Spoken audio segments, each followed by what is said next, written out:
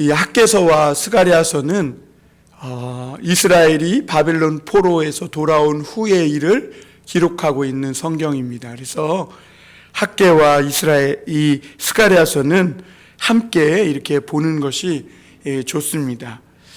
이스라엘이 이 70년 동안 바벨론에서 포로 생활을 했습니다. 그들이 그 바벨론에서 70년간 포로 생활을 하게 된 이유는 하나님께서 주신 이 가나안 땅에서 그들은 한 번도 유월절을 지키지 않았고 하나님의 말씀을 떠나서 한 번도 이 안식년이나 이 희년을 지키지 않았음을 보게 됩니다. 그래서 하나님은 그들이 이 7년 만에 돌아오는 이 안식년을 지키지 않은 그 횟수대로 하나님께서 그들이 하나님의 말씀을 떠나 죄악으로 타락한 그들의 이스라엘 백성들의 그 삶을 징계하시기 위해서 바벨론에 70년간 포로 생활로 붙여놓았던 것을 보게 됩니다. 그때 이스라엘 백성들은 굉장히 어려운 시기를 보냈습니다. 왜냐하면 그들이 믿었던 하나님의 그 신앙이 완전히 무너져 내리는 기간이었습니다. 하나님께 올리던 찬송을 그들을 다 이 압제하고 지배하는 왕들과 관리들 앞에서 오락거리로 노래를 불러야 했고, 그들이 악기를 통해서 하나님께 찬송을 올려드리던 그 기술들을, 그 음악 재주들을 왕들 앞에서 재주 부리는 것으로 사용해야 하는 그런 참 엄청난 수치와 모욕을 겪는 어려운 시간이었습니다. 그런데 반대로 이 기간을 뒤집어 보면요, 하나님께 그럼에도 불구하고 기도하는 사람들에게는 하나님이 더 큰 환상과 또 기도의 응답으로 함께 해주신 시간이기도 합니다. 밤이 깊으면 깊은 만큼 그럼에도 불구하고 하나님을 찾는 사람들에게 하나님은 더 큰 하나님의 음성으로, 분명하고 확실한 응답으로, 그리고 그들이 기도 중에 혹은 예배 중에 환상으로 하나님께서 여러 번 소망을 잃지 않도록 하나님의 사람들을 만나주시고 축복해 주셨던 것을 보게 됩니다. 오늘 스가랴서를 보면요, 많은 환상들이 기록되어 있습니다. 바벨론 포로 생활 속에서 정말 힘들고 어려운 고난의 시기를 통과했지만 겉으로 볼 때는 정말 죽을 맛이었고 정말 이해할 수 없고 납득될 수 없는 그런 현실이지만, 그러나 하나님은 그 하나님을 찾는 사람들에게 일일이 찾아가셔서 만나주시고 엄청난 환상으로 그들에게 기도의 끈을 놓지 말 것을, 그들이 계속해서 하나님 앞에 부르짖을 때 마침내 하나님이 응답해 주셔서 건져주실 것에 대해서 여러 번 말씀해 주신 것을 보게 됩니다. 어쨌거나 그렇게 하나님께 소망의 끈을 놓지 않고 기도한 사람들을 통해 하나님은 마침내 바벨론 포로에서 이스라엘 백성들을 돌아오게 하십니다. 그런데 여러분, 그때 이스라엘 백성들의 이 마음이 여러분은 어땠을 것 같아요? 70년의 포로 생활을 마치고 본토 고향으로 돌아오는 이스라엘 백성들의 마음엔 정말 수만 가지의 마음과 생각이 들었을 거예요. 바벨론에서 그동안 당했던 서름들, 그 아픔들을 안고 고향에 가면 다시는 내가 하나님을 떠나지 않겠다, 그런 마음으로 뭔가 하나님 앞에 신앙의 새로움을 다지는 사람도 있었을 것이고, 또 고향으로 돌아가면 그동안 하지 못했던 하고 싶었던 일들을 하면서 하나님 앞에 뭔가 미래와 장래를 계획하고 그런 어떤 기대를 가지고 돌아가는 사람들이 많이 있었을 겁니다. 만약 우리가 지금 그 70년 만에 포로에서 해방되어서 돌아가고 있는 사람이라면, 나는 만약 내가 내 고향으로 돌아간다면 무엇을 가장 먼저 하고 싶겠습니까?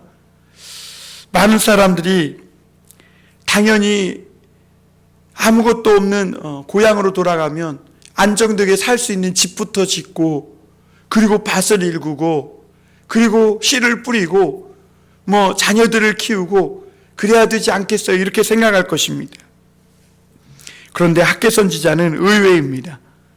포로 생활에서 돌아온 그 이스라엘 백성들에게 너희가 편안하게 살 수 있는 이 집을 짓는 것보다 성전을 먼저 건축하라고 말씀합니다. 학개서 1장 3절 4절에 보면 이렇게 말씀합니다. 여호와의 말씀이 선지자 학개에게 임하여 이르시되 이 성전이 황폐하였거늘 너희가 이때에 판벽한 집에 거주하는 것이 옳으냐. 그래. 여기서 판벽한 집은 사실 좋은 집은 아니에요.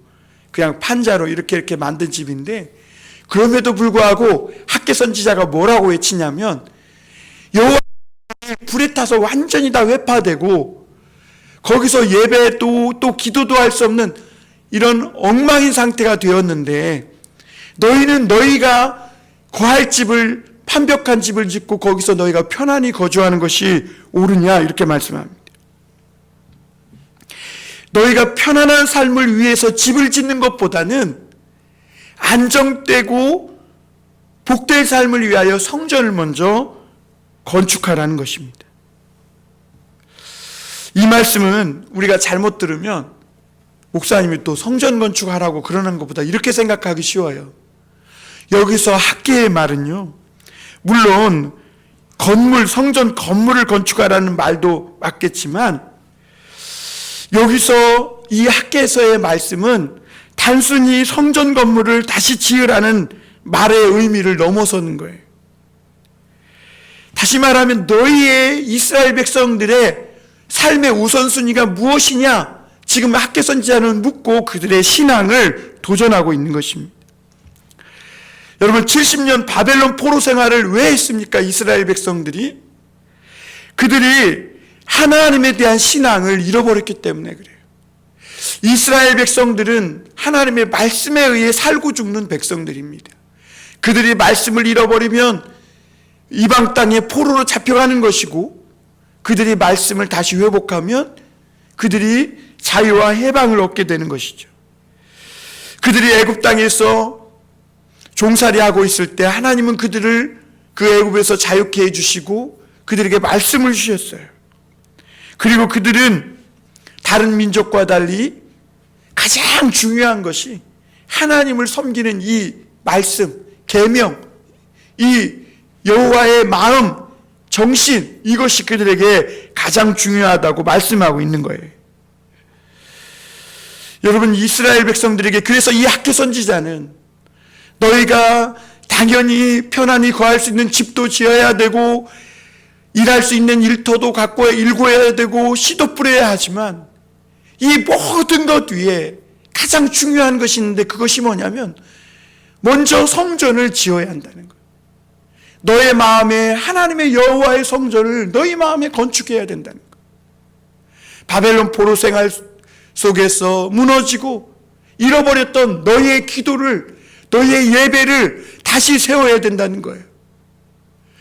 너희들의 가장 시급하고 중요한 우선순위는 바로 하나님에 대한 이 예배, 이 신앙을 회복하는, 그래서 내 마음의 성전을 짓는 것이 중요하다고 말씀하고 있는 것입니다.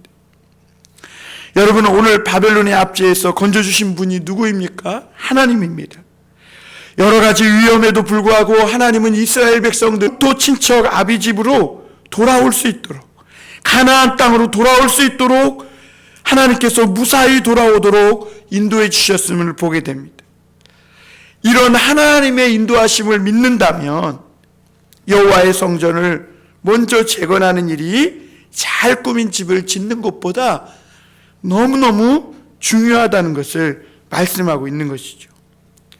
왜냐하면 여러분, 이스라엘 백성들이 그 가나안 땅으로 돌아와서 집도 잘 짓고 빌딩도 짓고 학교도 짓고 다 이것저것 지어도 하나님의 말씀이 그들에게 없으면 결국은 또 포로로 잡혀가요. 또 모든 것을 잃고 모든 것이 다 무너지고 빼앗기고 포로로 잡혀갈 것이기 때문에 그래요. 그래서 여러분, 예수님도 학개 선지자와 비슷한 말씀을 하셨어요. 마태복음 6장 33절에 보면 너희는 먼저 그의 나라와 의를 구하라, 이렇게 말씀하세요.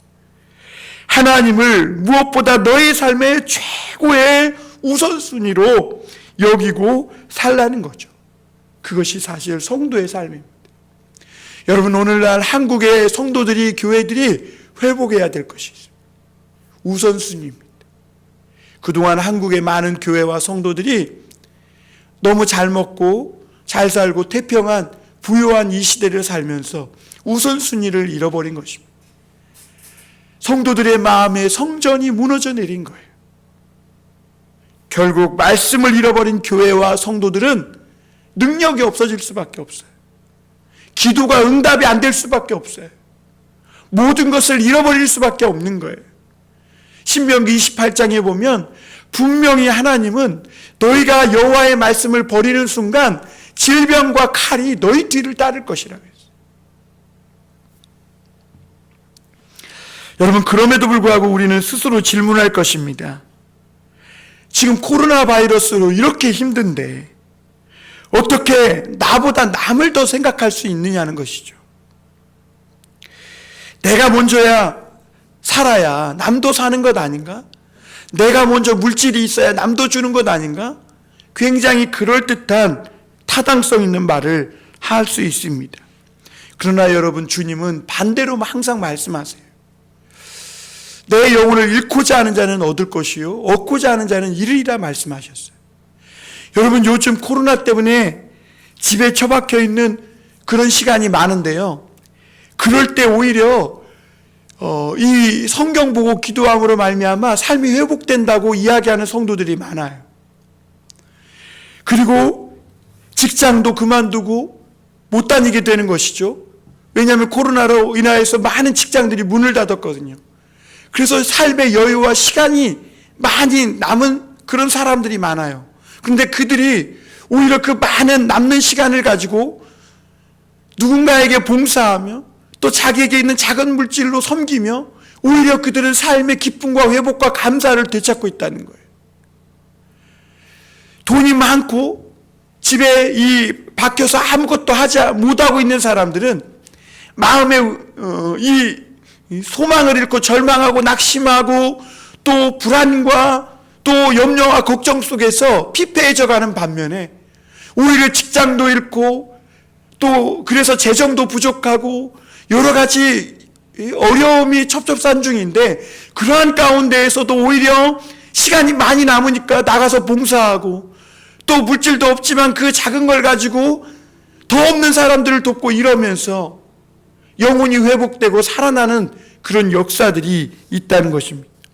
여러분, 하나님도 오늘 그래서 우리에게 묻는 거예요. 오늘 이 모든 성도들과 교회의 삶이 회복되는 길은 오직 하나님의 영에 달려있다는 거예요. 오직 성령의 능력에 달려있다는 거예요. 그래서 여러분, 오늘 우리가 이 성령을 받아야 하는데 이 성령을 받으려면, 성령의 능력을 힘입으려면 어떻게 해야 합니까? 기도해야 합니다. 포로에서 돌아온 백성들에게 닥친 이 어려움은 한둘이 아니었을 것입니다. 왜냐하면 그들이 돌아왔을 때 그 땅은 준비되어 있는 땅이 아니라 전쟁이 한번 휩쓸고 지나가서 잿더미가 되어 있는 땅이었기 때문에 그렇습니다. 그래서 하나부터 열까지 다시 시작해야 합니다. 마치 지진이 7.0의 강진이 지나간 자리는 완전히 모든 것이 무너지고 폐허가 되듯이 지금 이스라엘 백성들이 돌아온 가나안 땅은 지금 그렇게 황폐해져 있는 땅이었습니다. 그럼에도 불구하고 이스라엘 백성들은 하나님 앞에 이 성전을 건축하는 일을 시작했습니다. 왜냐하면 그들에게는 다시는 하나님이 주신 이 자유와 기쁨을 빼앗기지 않기 위함이었습니다. 그럼에도 불구하고 참으로 어려움도 많고 시련도 많았습니다. 그들에게는 물질도 부족했고 그들에게는 마음도 무엇보다 다시 뭔가 일을 시작할 수 있을 그런 마음의 여력이 없었기 때문에 그렇습니다. 심지어 백성들 중에는 이렇게 말하는 사람들도 있어요. 아니, 우리 집도 없는데 무슨 성전입니까? 그리고 하나님께서도 우리를 버려서 우리가 포로가 된 것 아닙니까? 우리가 포로로 살 동안 하나님은 뭐 했습니까? 그런데 우리가 또 무슨 성전을 건축해야 합니까? 이렇게 절망적인 말을 하는 사람도 있었습니다. 상황이 이런 만큼 이 학개와 스가랴가 성전을 재건하는 일은 참으로 어려웠습니다. 학개는 보이는 성전을 건축했다면 스가랴는 보이지 않는 성전을 건축한 사람입니다. 그래서 오늘 말씀에도 보면 이 스가랴, 이 스룹바벨의 손에는 다림줄이 들려있다고 말씀하고 있지 않습니까? 사면초가 상황에서 이스라엘 백성을 인도해서 이 고향 가나안 땅으로 온 스룹바벨은 참으로 어려웠을 것입니다.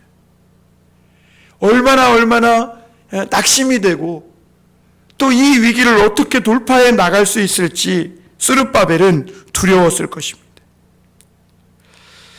근데 이 기도하고 하나님 앞에 위기를 맞아 엎드린 이 스룹바벨에게 천사가 찾아왔습니다. 여러분, 하나님은요, 위기를 맞아서 기도하는 사람들을 그냥 내버려 두지 않아요. 하나님의 사자 천사를 보내서라도 하나님의 이 말씀과 위로를 전해주는 것을 보게 됩니다. 오늘 4장 6절에 보면 이렇게 말합니다. 그가 내게 대답하여 이르되 여호와께서 스룹바벨에게 하신 말씀이 이러하니라. 만군의 여호와께서 말씀하시되 이는 힘으로 되지 아니하며 능력으로 되지 아니하고 오직 나의 영으로 되느니라. 스룹바벨은 나름 애썼습니다. 힘썼습니다. 노력했어요.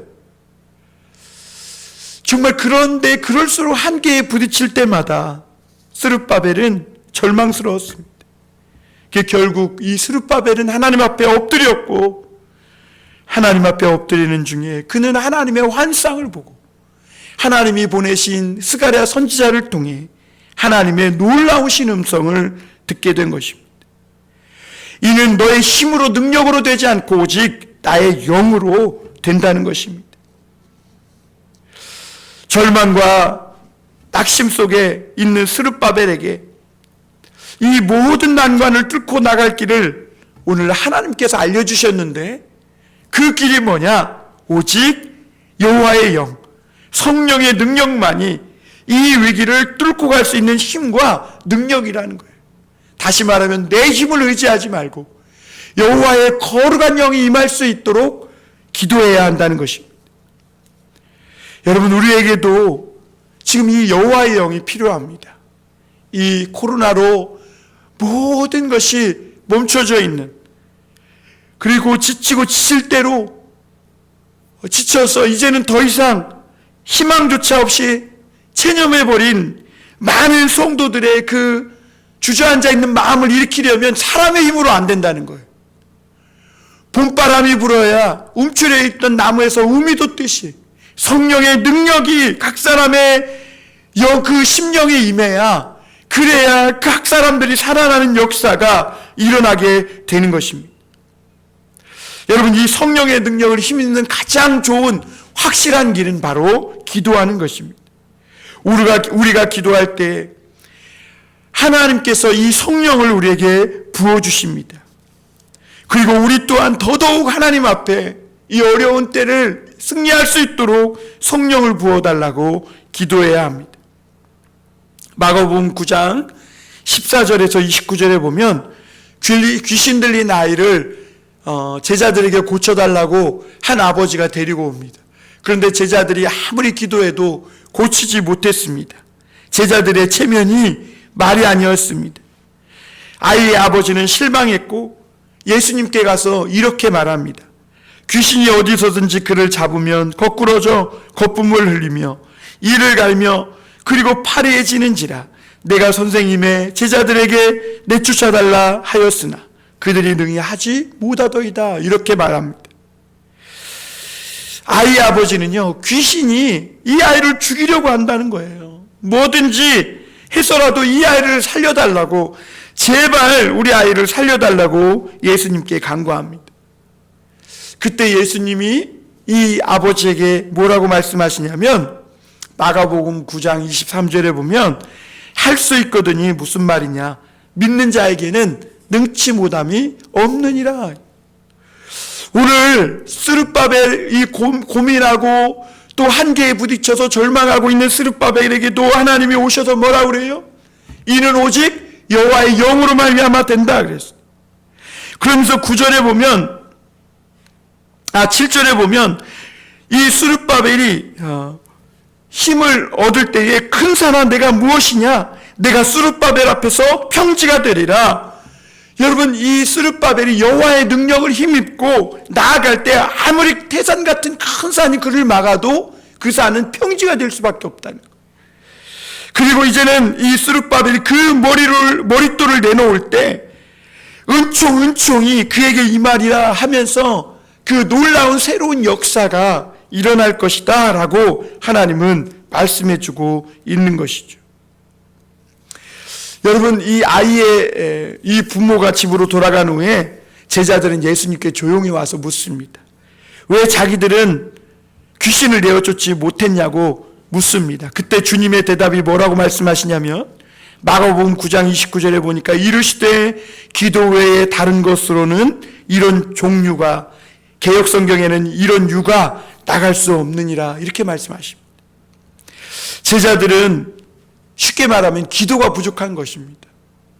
오직 이 난관과 이 큰 산을 뚫고 갈 수 있는 능력은 기도밖에 없는데, 그래서 여호와의 영이 임해서 하나님께서 일하시도록 하는 그 길밖에 없는데, 제자들은 기도가 부족한 거예요. 믿음이 부족한 거예요. 하나님의 거룩한 영이 오셔서 일을 행하실 수 있도록 하나님 앞에 스룹바벨처럼 간구하지 못한 거예요. 왜 그러냐면 제자들은 이전에 한번 귀신을 쫓아낸 경험들이 있거든요. 주님께서 70인의 전도인을 파송하고 그들이 전도할 때 막 하늘에서 사단이 번개같이 떨어지고 귀신이 떠나가더이다 하면서 막 놀라서 했던 적이 있었습니다. 그래서 이번에도 당연히 자기들이 그냥 이 귀신을 쫓아낼 수 있을 줄 알았어요.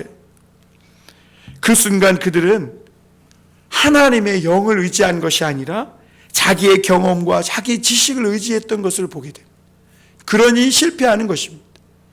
여러분, 하나님의 이 일은 하나님의 영만이 하실 수 있어요. 여러분, 오늘 우리 앞에 가로막고 있는 이 모든 위험과 시련들, 우리의 힘으로 되지 않는 이 모든 일들, 우리의 한계를 넘어서는 일들, 오직 여호와의 영으로 되는 것입니다. 그 여호와의 거룩한 영을 힘입기 위해서 오직 우리가 우리 자신을 내려놓고 주님을 힘입기 위해서 우리가 할 수 있는 가장 최선의 길은 기도하는 것입니다. 기도 외에는 이런 유가 나갈 수 없다. 이 말씀의 참된 의미가 무엇입니까? 오직 주님만이 그 일을 하실 수 있다는 거예요. 그러니 기도에서 하나님의 능력이 임할 수 있도록 엎드리라는 거예요. 기도 외에는 할 수 없다는 거예요. 주님만이 할 수 있다. 이 우리나라를 덮친 이 모든 상황, 세계를 덮친 이 모든 일들, 주님만이 할 수 있다는 거예요. 코로나로 인해서 무너져 내린 많은 사람들의 그 무너진 심령들 누가 일으킬 수 있느냐? 하나님만이 하실 수 있어요. 기도해야 된다는 거예요. 기도. 성경은 성령의 능력으로 변화된 수많은 사람들의 말씀으로 넘쳐납니다. 사사기 6장에 보면 기드온의 이야기가 나옵니다. 기드온은 미디안의 그 모래, 바닷가의 모래보다 더 많은 그런 미디안의 군사들이 이 이스라엘을 괴롭혀서 오랫동안 압제에 붙들려 있었습니다. 그런데 그런 상황 가운데 하나님이 기드온에게 찾아오셨어요. 기드온은 겁장이었지만 하나님은 그를 큰 용사여 불러주셨고, 여호와의 영이 기드온에게 임했을 때 정말 이 기드온과 이 300명의 군사가 13만 5천이나 되는 바닷가에 모래처럼 깔려있는 그 미디안을 다 내쫓고 이스라엘을 구원했던 것을 보게 됩니다. 여러분, 예수님이 승천하신 후에 제자들은 예수님이 십자가에 달려서 죽으신 그때처럼 방황하거나 헤매지 않았어요. 예수님의 말씀을 붙들고 마가의 다락방에 모여서 기도했어요. 그때 기도하는 그들에게 하나님의 성령이 임했고, 그리고 그들은 그 성령을 받은 후에 하나님의 놀라운 일들을 이루어가기를 시작했습니다. 이 사도행전 4장 31절에는 그 기도하고 성령을 받은 초대교회 성도들의 모습을 이렇게 표현하고 있습니다. 빌기를 다하며 모인 곳이 진동하더니 무리가 다 성령에 충만하여 담대히 하나님의 말씀을 전하니라. 그동안 제자들은 방황했었어요. 예수님이 죽은 후에 그들은 어떻게 해야 될지 모르고 헤매고 있었어요. 그러나 그들이 기도할 때 하나님의 성령이 임했고, 오직 성령의 능력으로 그들은 나아가서 그전 동안에는 죽을까봐 두려워서, 자기에게 무슨 해코지가 있을까봐 두려워서 하지 못했던 이 하나님의 말씀을, 예수님의 말씀을 담대히 전한 것을 보게 됩니다. 여러분, 우리는 연약합니다. 부족합니다. 정말 능력이 없습니다. 저도 개척교회를 하면서 여러 번 하나님 앞에 절망도 해보고 정말 하나님 앞에 내 힘이 너무나 미약함을 고백합니다. 그러나 그렇게 기도하면 기도할수록 우리의 마음엔 하나님의 성령이 부어지게 되고요, 그렇게 되면 상상할 수 없는, 감당치 못할 일들도 감당할 수 있는 능력이 오게 됩니다. 그래서 기도하면 기도할수록 저도 느끼는 것이 뭐냐면, 내 자신이 할 수 없다는 생각 때문에 나는 자꾸 내려놓게 되고, 그럴수록 오히려 하나님의 성령을 더욱 의지하게 되더라는 것이죠. 그러면 하나님이 마음을 바꿔주세요. 그리고 절망을 소망으로 바꿔주세요. 눈에 보이는 것 아무것도 없지만, 그러나 하나님의 말씀을 붙드니까, 기도하니까 하나님이 그래도 희망을 주시고 흔들리지 않고 믿음으로 이 길을 갈 수 있도록 하나님이 인도해 주시는 거예요. 여러분, 선교의 아버지로 불리는 윌리엄 캐리는 하나님이 하시는 위대한 일을 기대하라 그랬어요. 그리고 하나님을 위해 위대한 일을 시도하라. 여러분, 우리가 무엇으로 위대한 일을 시도하고 기대할 수 있겠습니까? 기도하는 것입니다. 그래서 우리 마음의 성전을 건축하는 거예요. 우리 삶의 우선순위가 무엇인지를 돌아보는 것입니다. 이렇게 기도하면 우리 삶이 변화되기 시작합니다. 여러분, 우리가 코로나가 사람들을 덮친 후에 참 많은 변화들이 일어났습니다. 그게 우리가 한번 생각해 봐야 합니다. 이 한두 달로 끝날 것 같았던 이 코로나가 1년이 넘도록 지속되니까 사람들의 삶에는요, 혁명적인 변화가 와요. 그동안에는 전혀 생각지 못했던 삶의 변화가 모든 사람들에게 찾아온 거예요. 여러분, 일일이 열거하지 않아도 우리의 삶은 분명히 코로나 이전과 이후는 완전히 달라진 것은 사실입니다. 여러분, 이렇게 눈에 보이지 않는 바이러스 하나도 이 사람들에게 찾아오니까 삶을 완전히 뒤집어 놓는데, 하나님의 성령이 오시면 우리의 삶을 완전히 변화시키는 그런 능력이 되는 것입니다. 그래서 성경은 너희에게 이런 문제가 있을 때마다 기도하라 이렇게 말합니다. 하나님은 기도하라. 로마서 12장 2절에 보면 너희는 이 세대를 본받지 말고 오직 마음을 새롭게 함으로 변화를 받아 이렇게 말합니다. 마음을 새롭게 하여 변화를 받으라는 것입니다. 여러분, 세상에서 제일 변하기 어려운 것이 사람의 마음입니다. 무엇으로 사람의 마음이 변하고 내 삶의 변화가 일어날 수 있을까? 하나님 앞에 기도하는 것입니다. 여러분, 우리는 요즘 우리 자신을 돌아볼 필요가 있습니다. 우리가 주님께 기도하면서 우리의 기도가 정말 참되다면 그 기도가 내 삶을 변화시킨 한 가지라도 있는지 한번 돌아보아야 합니다. 우리가 하나님 앞에 기도하면서 나름 많이 기도한다고 하지만 그 기도가 내 삶을 뭘 변화시켰는지 한번 돌아보십시오. 만약에 내가 많이 기도했다고 생각됨에도 불구하고 내 삶에 변화된 것이 없다면 그것은 오직 하나님의 능력을 의지한 기도가 아닌 것입니다. 저는 지금까지 목회하면서 기도하며 성령 충만을 받아서 술과 담배 또 좋지 않은 생활 습관을 끊어냈다는 많은 분들의 간증을 듣습니다. 그들이 공통된 증언이 뭐냐면 성령 충만 받아보니까 이게 별거 아니더라는 거예요. 성령 충만을 받기 전에는 그렇게 이 술 끊는 거, 담배 끊는 거, 좋지 않은 생활 습관을 끊어내는 것이 그렇게 어려웠었는데 이게 성령 충만을 한번 바꿔보니까 큰 사람 내가 무엇이냐? 스룹바벨 앞에서 평지가 돼. 이게 아무것도 아닌 그런 생각이 들더라는 거예요.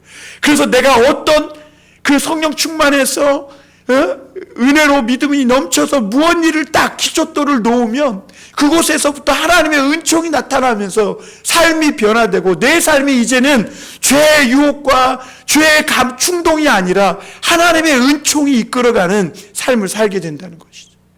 그래서 여러분 우리는 날마다 기도함으로 성령 충만을 받아야 하고 그럴 때 성령 충만을 정말 받으면 내가 그렇게 너무나 높이 보였던 그런 내 인생의 잘못된 습관의 이 장벽들이 무너져 내리기 시작하는 것입니다. 여러분 이 나를 변화시킨 성령의 능력은요 나 한 사람으로 멈추지 않아요. 내 자신을 바꿀 뿐만 아니라 가정을 바꾸고요 세상을 변화시키고 교회를 바꾸게 되는 거예요. 한 사람이 성령 충만을 받으면 교회 분위기가 달라지고 영혼이 전도되고 살아나는 역사가 있게 되는 것이죠. 2000년 기독교 역사 가운데 많은 탄압과 박해와 순교의 역사가 있었어요. 사자굴에 던져지기도 하고 매맞기도 하고 여러분 일본에서 죽어간 선교사들의 이야기를 들어보면요 정말 엄청난 고문과 박해를 받고 죽어간 선교사님들이 참 많습니다. 그럼에도 불구하고 이들은 넘어지지 않았어요. 무너지지 않았어요. 어떻게 그럴 수 있었는가? 그들은 기도하면서 성령의 놀라운 능력을 체험했던 사람들이었기 때문에 그래요. 이 체험한 성령의 능력으로 말미암아 한 가정이 바뀌기도 하고 마을이 바뀌기도 하고 정말 나라가 바뀌기도 했던 것을 우리가 보게 됩니다. 여러분 우리나라도 하나님의 성령을 받은 그 기독교인들이 일어나자 오늘날 우리나라가 이토록 변화된 것 아니겠습니까? 그러므로 여러분 오늘 나를 변화시킨 이 성령의 능력을 믿는다면 우리는 서로를 위해 전심으로 사랑으로 기도해 주어야 할 필요가 있다는 것입니다. 성령의 능력이 믿지 않는 가족과 자녀들에게 임하여서 정말 그들이 변화되고 삶이 바뀌어지기를 간절히 소원하며 합심하며 기도하는 것, 그 길만이 우리가 다시 사는 길이라는 것이죠. 여러분 마지막으로 우리가 생각해 볼 것은 이렇게 하나님의 기도를 통해 여호와의 성령을 충만히 받게 될 때 우리는 우리 교회의 꿈과 사명을 발견할 수 있게 됩니다. 여러분 성령 충만을 받으면 자신의 사명을 발견할 뿐만 아니라 우리 교회 공동체의 비전과 사명을 발견하게 됩니다. 왜 하나님께서 우리 교회를 여기에 두셨는지 우리는 물어야 합니다. 기도해야 합니다. 우리의 사명과 이 시대 속에서 우리 성도들이 감당해야 할 소명이 무엇인지 하나님 앞에 기도하고 성령 충만을 받아서 그 방향을 결정해야 하는 것입니다. 우리 교회도 개척되자마자 코로나로 인해서 어려움을 겪고 있습니다. 여기에 그럼에도 불구하고 오늘 우리 교회에게 주시는 하나님의 굉장한 사인이 있습니다. 그것은 우리가 강도 만난 자와 같이 수많은 사람들이 그 코로나로 인해서 마음이 지쳐가고 무너져갈 때 극단적인 선택을 하고 가정들이 무너질 때 그런 강도 만난 자와 같은 사람들이 길거리에 넘쳐날 때 그들에게 우리는 선한 사마리아인이 되어주어야 한다는 것입니다. 그것이 우리 교회가 가야 할 사명이에요. 하나님을 사랑하고 이웃을 사랑하는 것입니다. 주님 우리를 통해 세일을 행하시옵소서. 오직 하나님께서 우리에게 주어가 되시고 우리는 하나님의 동사가 되어서 하나님의 손과 발이 되어 이웃을 사랑하는 그런 삶을 살게 해달라고 기도하는 것이죠. 여러분 성령을 받고 세워진 초대교회 성도들이 모여서 가장 먼저 행한 것이 무엇이냐면 기도하고 말씀 배우고 서로 교제하며 식사하며 어려운 중에 필요한 것을 나누며 섬기는 훈련을 한 거예요. 그렇게 한 몸이 된 교회는 그들에게 주신 하나님의 사명을 발견한 것입니다. 여러분, 우리 교회도 마찬가지라고 생각합니다. 우리가 지금 코로나 때문에 모일 수는 없지만 지금 이러한 상황 가운데에서도 낙심하지 않고 우리가 처한 장소에서 기도하고 말씀 배우고 서로 교제하며 함께 성령 안에서 한 몸이 되어진다면 하나님은 우리에게 우리가 나아가야 할 방향과 우리가 이 시대에서 감당해야 할 이 역할들을, 사명들을 가르쳐 주실 것입니다. 교회는 하나님의 영에 이끌림 받아야 합니다. 모든 성도가 한 믿음과 신앙으로 왜 우리를 이러한 때에 봉담 선한 목자교회로 한 교회로 한 몸으로 불러주셨는가 깨달아야 합니다. 에레미야 29장 11절에 보니까 여호와의 말씀이니라 너희를 향한 나의 생각을 내가 아나니 평안이요 재앙이 아니니라 너희에게 미래와 희망을 주는 것이니라. 그렇습니다. 여러분, 하나님이 이 교회를 세우신 것은 미래의 희망과 미래를 주시기 위함이라고 말씀하고 있습니다. 오늘 우리 교회가 삭막하고 거칠어져가는 이 세상의 한복판에서 함께 모여 하나님을 예배하고 서로 교제하며 기도할 때 세상 사람들은 보게 될 거예요. 하나님의 사랑이 정말 살아있음을, 하나님의 사랑이 이 세상 가운데 지금 흐르고 있음을 보게 될 것입니다. 세상에 이끌려 자꾸 이렇게 하자 저렇게 하자보다 오늘 우리가 기도할 때 우리에게 임하시는 여호와의 영, 그 성령이 오늘 우리를 이끌어 가시는 이 방향과 또 우리가 이 속에서 무엇을 할 수 있는지 또 무엇을 행하길 원하는지 하나님 앞에 구할 때 하나님은 반드시 오늘 스룹바벨을 찾아오셔서 말씀해 주신 것처럼 우리에게도 말씀해 주실 거예요. 오늘 스룹바벨에게 찾아오신 하나님의 성령은 뭐라고 말씀하십니까? 작은 일이 날이라고 멸시하는 자가 누구냐? 사람들이 스룹바벨의 손에 다른 줄이 있음을 보고 기뻐하리라. 이 일곱은 온 세상에 두루다니는 여호와의 눈이니라. 이렇게 말씀하셨어요. 여러분, 이것이 작은 일이라는 것이 아니라 예배하고 우리가 기도하고 교제하는 것 절대로 작은 일이 아니라는 거예요. 여러분, 이것이 다림줄과 같다는 거예요. 오늘 위기를 맞은 세상에서 우리가 할 수 있는 가장 시급한 중요한 일은 합심하여 기도하고 날마다 성령 충만 받는 것입니다. 만군의 여호와께서 말씀하시되 이는 힘으로 되지 아니하며 능으로 되지 아니하며 오직 나의 영으로 되느니라 말씀합니다. 우리 이 말씀을 기억하며 함께 잠깐 기도하겠습니다.